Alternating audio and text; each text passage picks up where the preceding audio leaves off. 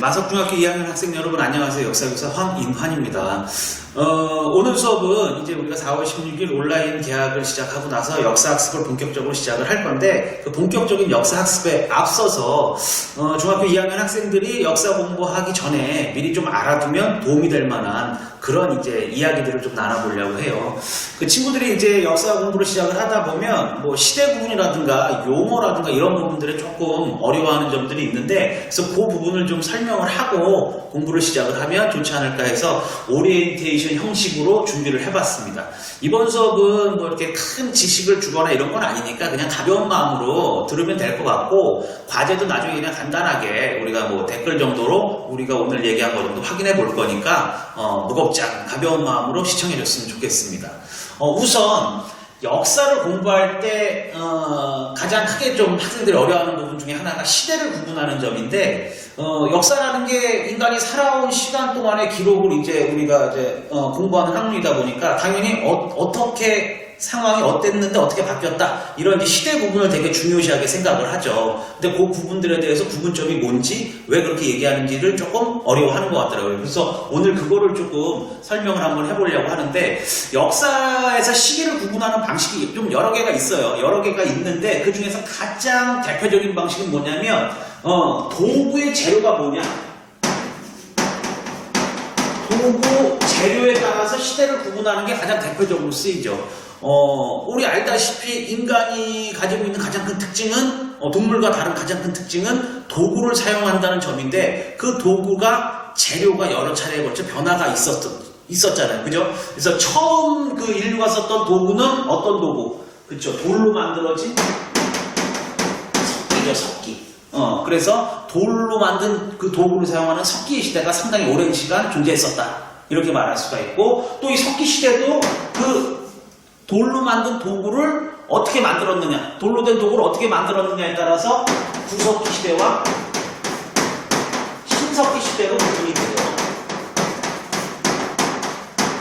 뭐 다 아는 내용이지만 구석기는 돌을 그냥 큰 데서 뜯어 쓰거나 있는 걸 그냥 주워서 사용하는 단계였다면 신석기는 이 돌을 내가 원하는 걸로 만들기 위해서 갈거나 해서 만든 그 시기죠. 그래서 이 뭐 구석기를 뗀석기, 신석기를 간석기 이렇게 얘기도 하는데 이렇게 석기를 사용을 하다가 재료가 뭘로 바뀌었어요?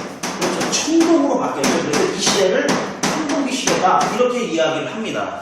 청동은 구리하고 주석 또는 구리하고 아연 뭐 이런 이제 여러 금속들 두 가지 세 가지 정도가 섞어서 만들어지는 합금의 형태로 쓰여지게 되는데 요게 이제 상당 부분 사용이 되면서 인류의 발달에 크게 이제 영향을 미치게 됩니다. 그래서 청동을 주 재료로 사용하는 시기를 청동기 시대라고 이야기를 하고 특히 이 청동기 시대부터를 우리가 인간다운 삶의 시작이다 해서 문명이 시작된 시기다 이렇게도 얘기를 합니다.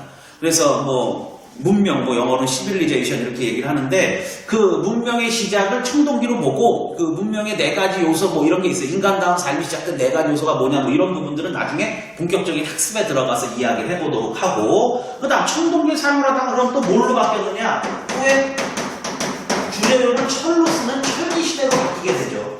철기 시대로 뭐 철이 대중화되면서 상당히 인류의 발전에 크게 기여했다는 거는 뒤에 이제 공부하면 알게 될 거고 그러면 철기 시대 이후의 시대는 뭐냐? 그럼 현재 지금은 무슨 시대냐? 라고 이야기를 하냐면 도구 재료를 기준으로만 보자면 뭐 여러 이야기들이 있을 수 있습니다. 뭐 요즘에 뭐 실리콘 시대라는 시대도 얘기도 있고 뭐 인터넷의 시대다, 컴퓨터의 시대다 이렇게 얘기도 하곤 하는데 도구 재료로만 기준으로 놓고 보자면 지금 현재 2020년 현재도 뭐가 계속 이어지고 있다.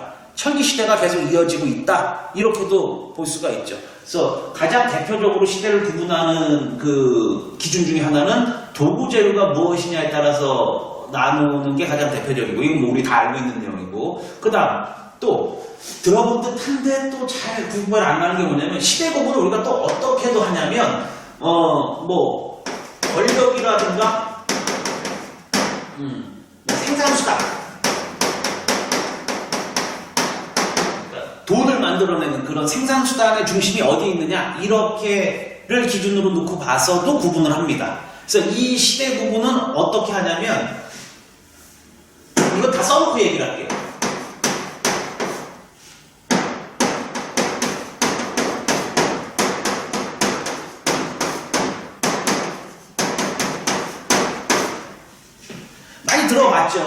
고대, 중세, 근대, 현대 이렇게도 시대 구분을 하는데 이 구분의 기준은 뭐냐면 인류가 약 한 5,000년 정도, 5,000년간 이제 인류가 역사 발전을 이루어왔는데 지금에 와서 이루어서 보니까 지금은 권력이 우리가 시민이라고 불리는, 우리 국민이라고 불리는 모든 사람들이 동등한 이제 권한을 갖고 있는 이런 권력의 세상인 거고, 그 다음에 뭐 생산수단 뭐 이런 부분들도 돈의 세상 뭐 이렇게 보고 있는 거죠. 그래서 지금 현대를 뭐라고 얘기를 하면, 현대라고 이야기를 하면, 그러면 현대와 구분되는 먼 옛날의 이야기, 그거를 뭐라고 부르는 거예요? 그거를 예고자 써서 고대라고 부르는 거예요. 고대. 그러면 현대와 고대는 차이가 너무 커. 그러니까 현대에서 조금 전의 과거, 가까운 과거, 이거를 뭐라고? 근대라고 이야기를 하고, 그러면 근대와 고대 사이의 중간의 시기가 뭐냐 했을 때 그거를 중세다, 이렇게 구분을 하는 거예요. 그냥 한문 기준으로. 그러면 이 구분의 기준점들은 뭐냐? 고대, 중세, 근대, 현대 이렇게 구분하는 기준점들은 뭐냐? 라고 이야기를 하면 이렇게 얘기할 수 있어요. 그러니까 지금 현대 사회는 시민 중심인 세상인 거고, 권력의 중심이. 그럼 고대는 누가 권력의 중심이었느냐? 우리 알다시피 왕이라든가 이런 사람들이 권력의 중심이었던 거죠.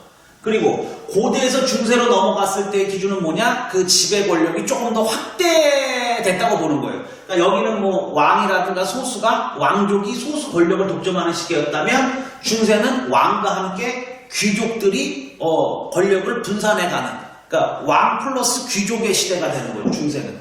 그럼 그 이후에 근대는 이 소수가 가지고 있던, 왕과 귀족들이 가지고 있는 권력을 시민들이 되찾아온 그런 시대를 근대라고 이야기를 하고, 그럼 근대에서 현대는 어떤 차이가 있냐면, 이 근대의 시민은 부유한 사람들을 얘기하는 거였는데 현대의 시민은 누구나가 되는 거죠. 누구나. 그러니까 권력을 찾아온 그 과정 속에서 시대 구분이 좀 이루어지고 있는 거예요. 사실 이 기준은 백인들의 역사를 기준으로 보고 있어요. 백인들이 이제 자신들의 역사를 구분을 할 때 이 기준으로 하고 있고, 워낙에 요즘 사실 19세기 이후에 이 세계사가 백인들 중심으로 운영이 되다 보니까 동양의 역사들도 백인들 기준에다 갖다가 맞추는 과정 속에서 이런 시대 구분이 좀 일반화가 된 케이스가 있죠. 그래서 이거는 사실은 이 서양사, 나중에 우리가 2학년 이제 후반부쯤에 공부를 할 건데, 서양사의 역사 기준에 딱 맞아. 이 기준은. 어떻게 보면 되냐면, 고대는 언제를 얘기하는 거냐면, 초기 나라가, 국가가 건국된 이후부터 로마 제국까지가 고대예요. 로마 황제에 있었던 로마 시대까지가 고대. 그 다음에 로마가 무너지고, 유럽의 여러 나라들이 이제 서로 각계 전투하는 시대, 기사들의 도움을 받고 귀족이 등장하고 백작 등장하고 이런 시대, 이게 딱 중세 시대인 거고, 그렇게 해서 소수의 귀족이라든가 왕이 권력을 독점하다가 근대로 넘어가는 기준점은 뭐냐면 시민혁명이에요. 시민혁명.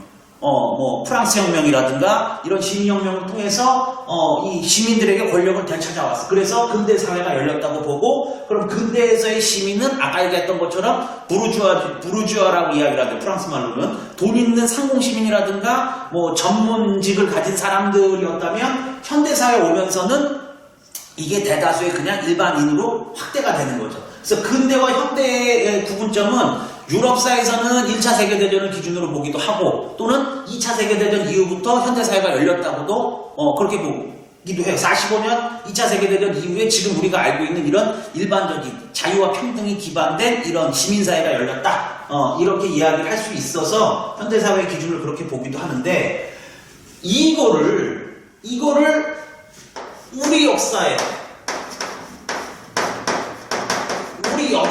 그대로 가지고 오면 조금 문제가 생기는 게 뭐냐면, 우리 역사의 왕조부터 일단 한번 구분을 해보고 요 얘기를 한번 해봅시다. 우리가 앞으로 공부하겠지만, 우리 역사에서의 역사 발전 단계는 이제 왕조의 교체로 우리가 설명을 할 수가 있는데, 우리 역사에서 나타나는 최초의 국가는 뭐라고 볼 수가 있어요? 기원전 2333년 당군 할아버지가 만들었다는 고조선은 우리가 우리 역사의 시작으로 볼 수가 있고, 고조선 이후에는 어떤 시대냐면 이제 철기가 보급되면서 우리나라와 만주 지방에 여러 나라들이 생겨나는 여러 나라의 등장, 이런 식인데, 이거 쓰기 좋게 그냥 줄여서 단문으로 줄여서 열국시대다 이렇게 이야기 해보자고요. 뭐 부여, 고구려, 옥조동의 마음 변한 진화 뭐 이런 거 있던 시대인데 이 열국시대를 거쳐서 우리 알다시피 참 이 용어가 되게 좀 그런데 보통 일반적으로는 무슨 시대라고? 시대라고 부르지만 사실은 플러스 1이 있죠. 그죠? 선생님 항상 뭐 나중에 수업하다 보면 얘기하겠지만 이게 되게 웃긴데 사실 고구려 백제 신라만 있었던 건 아니죠. 이 시기에 삼국시대라고 불리는 시기에 플러스 1 어디도 가야도 있었습니다. 가야도 사실 가야가 뭐 이 고구려 백제 신라에 그렇게 뒤처지거나 했던 나라는 아니었는데 조금 과소평가받는 그런 분위기가 있죠. 그래서 선생님 사실은 삼국시대보다는 사국시대라는 용어를 좀 더 좋아하지만 뭐 일반적으로 쓰는 표현이 삼국시대라는 표현을 쓰니까 여기서는 뭐 그렇게 설명하고 지나갈게요. 삼국시대를 또 우리가 거의 한 뭐 500년 가까이 그렇게 겪죠. 그리고 삼국시대 이후에 이제 드디어 누가? 신라가 통일을 하게 되고 그러니까 선생님 어렸을 때만 해도 통일신라 시대다 이런 표현을 많이 썼었는데 요즘은 이 표현을 안 쓰고 무슨 시대예요?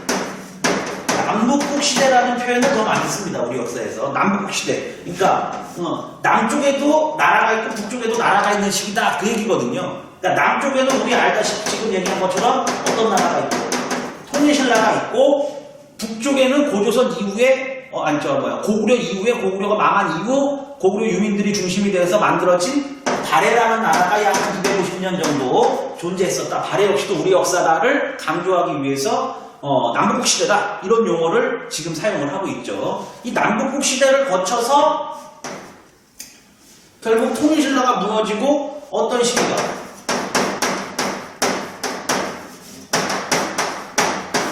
후삼국 시대가 약 또 한 35, 6년 정도 이렇게 지속이 되죠. 궁예가 건국한 후고구려, 그다음 견훤이 건국한 후백제가 기존의 신라와 함께 약 한 35년 정도 이제 장을 겨루다가 드디어 이 후삼국 시대를 통일하고 통일제국으로 등장하는 나라가 어디죠? 그렇죠. 왕건이 건국한 고려가 약 한 500년 정도 지속이 되게 되고 고려 이후는 누가 건국한? 이성계가 건국한 조선이 또 약 한 500년 정도 존재하게 됩니다.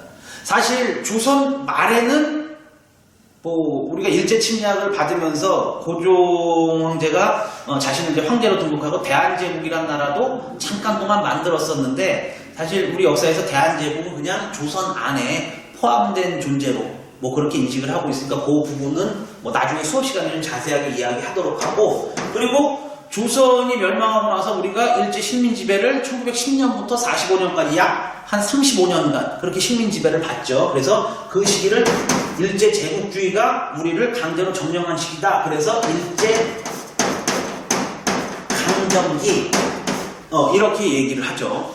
그리고 45년 8월 15일 드디어 우리가 빚을 되찾으면서 광복을 이루면서 현재 지금 우리가 살고 있는 뭐가 건국되죠?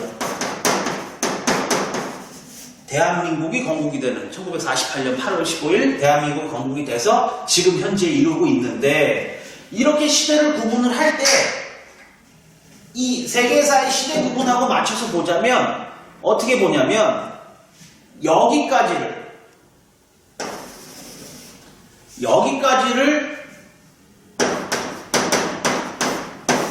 고대 사회로 봅니다. 고조선부터 후삼국 시대, 통일신라가 망할 때까지를 조금 더 타이트하게 보면 사실은 요 위에는 국가 체제라고 보기 좀 애매하고 고구려 백제 신라 가야가 존재하는 삼국 시대부터 후삼국 시대까지를 고대로 보기도 하고 그 다음 고려 500년을 중세로 그 다음 조선을 근대로 봐야 되는데 무슨 문제가 있냐면 여기서 무슨 문제가 있냐면 아까 서양사 기준으로 봤을 때 근대는 시민혁명을 통해서 시민들이 권력을 되찾아온 순간부터를 역사 발전이 한 단계 더 업그레이드 됐다고 해서 근대라고 이야기를 하는데 우리 역사에서는 그럼 시민혁명을 뭘로 볼 거냐의 문제가 생기는 거예요. 이 조선에서 뭐 조선 후기 동학농민운동이라든가 이런 부분들이 근대 시민혁명의 모습을 띈다. 우리가 이렇게도 이야기할 수 있지만 사실 이걸 성공하지 못했거든. 그러면 사실 성공한 시민혁명이 뭐냐를 놓고 봤을 때 우리 역사에서 보자면 그러면 이거 다 지나 3.1운동도 사실 성공한 시민혁명으로 보기는 어렵죠. 성공으로 보기에는. 그러면 쭉 내려와서 뭐 초등학교 때 공부했었는지 모르겠지만 1987년 있었던 6월 민주항쟁을 유일한 성공한 시민혁명으로, 아니면 뭐 이승만 정부 시절에 이승만 독재를 끝냈던 4.19 혁명을 성공한 시민혁명으로 보자면, 남들은 현대사회로 들어왔을 때까지 우리는 근대가 없이 무슨 사회가 지속이 되는, 중세사회가 지속이 되는 그런 문제점이 생긴다고요. 그러니까 이거는 우리 사회가 역사 발전에 뒤처졌다 이렇게 보는 게 아니라 이 서양 기준에 맞추다 보면 우리 발전의 그 과정을 제대로 설명할 수 없다, 이런 문제가 생기는 거죠. 그래서 우리 쪽, 특히 이제 뭐 중국도 마찬가지인데 이 동양 쪽은 새로운 근대 기준을 제시하게 됩니다. 그러면 근대 기준은 시민혁명이 아니라 서양 사회에서 가지고 있는 그런 자유와 평등 그런 가치가 들어온 시기로 보는 거지. 그래서 그 근대 시작을 서양 문명 아니면 서양 문물이 들어오는 그런 시기로 보자면, 우리 역사에서의 근대 시작은 언제로? 그 강화도 조약을 통해서 이제 개항을 하는, 그죠? 그 시기를 근대의 시작으로 보는 거예요. 근대의 시작으로. 그러면 요 사이 이게 사실은 이렇게 그려지기가 좀 어렵죠. 거의 고종 시기니까 강화도 조약이 이 강화도 조약부터 근대 시기라고 보냐면 이 조선 대다수 뭐 1392년 건국돼서 강화도 조약이 1876년이니까 그러면 그 사이 있었던 약 한 500년의 시기를 우리가 뭐라고 설명하냐면, 우리 역사에서 근세 사회라는 용어를 써가지고 설명을 해요. 그러니까 중세와 근대의 중간이다 이렇게 보는 거지. 그죠? 그리고 요 시기를 근대 사회로 보고 그 다음에 45년 광복 이후를 우리 역사에서 뭐가 시작이 됐다? 현대 사회가 시작이 됐다. 이렇게 시대 정리를 합니다. 우리 역사에서는. 사실 지금 얘기한 게 조금 뭐 어려운 내용일 수도 있는데 그냥 한 번 정도 들어보고 그렇게 시대 구분을 하는구나 하고 좀 알아두면 좋을 것 같은 내용이라서 설명을 한번 해봤고, 그리고 또 하나 공부하다 보면 우리가 그 선생님 설명하는 것 중에 가장 친구들이 좀 뭐 말 안 하고 가만히 있는 내용 중에 뭐가 있냐면, 고대사 공부, 이제 시작한 바로 고대사 공부를 할 건데 뭐 BC 이런 용어를 많이 써요. BC 뭐 2000년, BC 2333년 이렇게 BC 이런 용어를 많이 쓰는데, 이건 뭐냐면 이건 그 시간을 구분하는 단위예요. 그러니까 지금 우리가 어떻게 생각하면 되냐면, 지금 우리가 2020년이죠. 2020년. 그러면 인류 역사가 2020년만 있었던 건 아니잖아. 그 이전에도 역사가 있었단 말이에요. 그럼 지금 이 연도를 세는 기준은 뭐냐면, 예수 그리스도가 탄생한 이후에 2020년이 됐다고 전 세계가 맞춰서 쓰고 있는 거예요. 그럼 그 예수 탄생 이전은 뭔가 또 시간 카운트를 해야 될 거 아니에요. 그거를 우리가 뭘로 정리를 하는 거예요? BC라는 용어로 정리를 하는 거지. Before Christ. 그 얘기라고. 예수 이전. 그래서 보통 우리가 얘기할 땐 기원 전.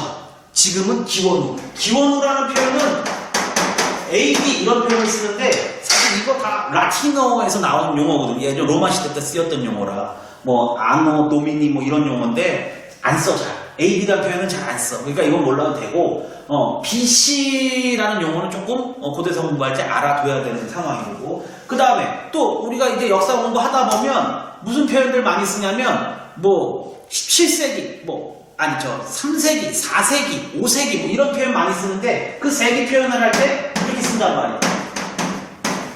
이게 C로 쓴단 말이에요. 이 C는 뭐의 약자냐면 센츄리의 약자예요. 센츄리. 그러니까 100년 단위를 기준으로 셀 때 이거를 약자로 쓰는 거지.